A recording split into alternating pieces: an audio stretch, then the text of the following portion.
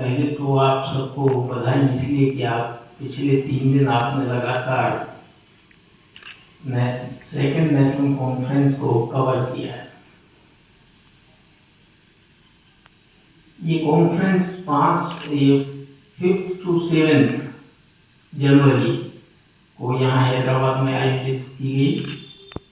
पहले दिन public meeting थी जिसे आपने अच्छी तरह से कवर किया। 6 और 7 को डेलीगेट सेशन था जिसमें दलितों की समस्याओं पर गहन अध्ययन किया गया। उनसे संबंधित चाहे अनटचेबिलिटी की प्रॉब्लम हो, दलित छात्रों पर जो हमले हो रहे हैं उनकी प्रॉब्लम हो,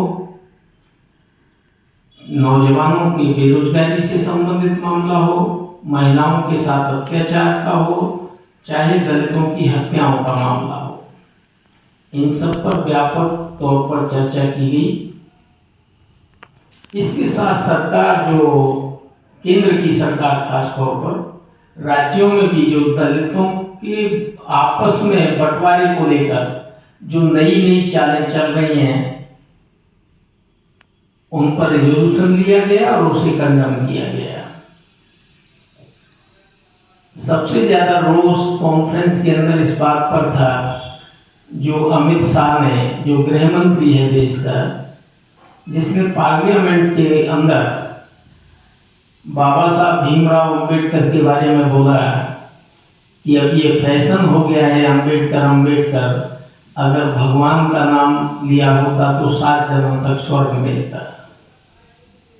इसका देश भर में व्यापक विरोध हुआ और AIADRM ने देश भर में इसके खिलाफ आंदोलन किया। 25 दिसंबर को मनुस्मृति को देश के अंदर जलाया गया।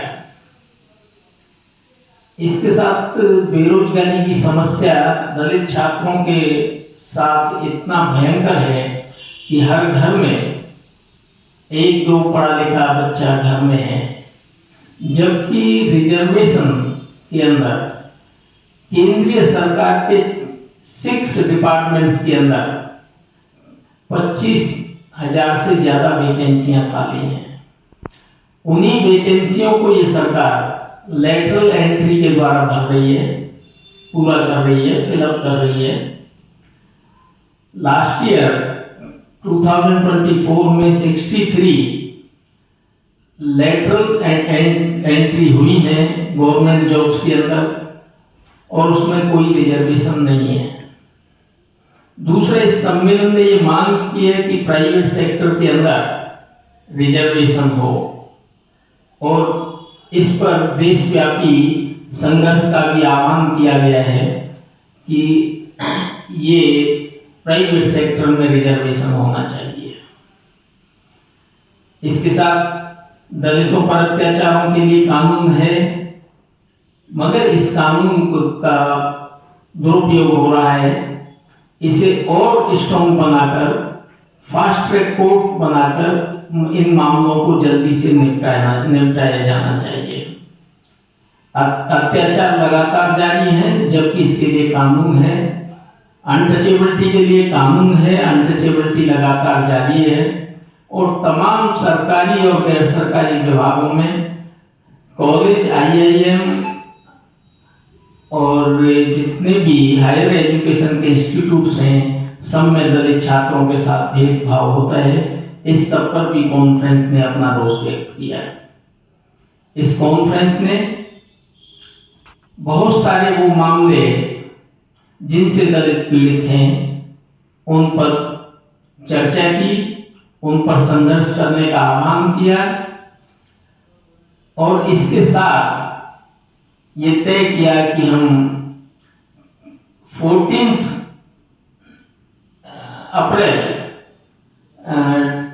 के दिन पूरे देश में डिस्ट्रिक्ट लेवल पर मनुस्मृति का दहन करेंगे और बाबा साहब भीमराव अंबेडकर के जन्मदिन को पर उनकी जयंती को धूमधाम के साथ मनाएंगे और उस दिन अब गृह मंत्री अमित शाह का इस्तीफे की मांग भी की जाएगी। और न सिर्फ कोई एक दिन होगा, वो दिन शुरुआत है और ये लगातार प्रोग्राम चालू रहेंगे। ये खासतौर पर फैसले हुए दलितों के साथ जो भी भेदभाव है ये शीघ्र समाप्त हो, कानून को और कड़ा किया जाए, इन तमाम मसलों पर चर्चा हुई।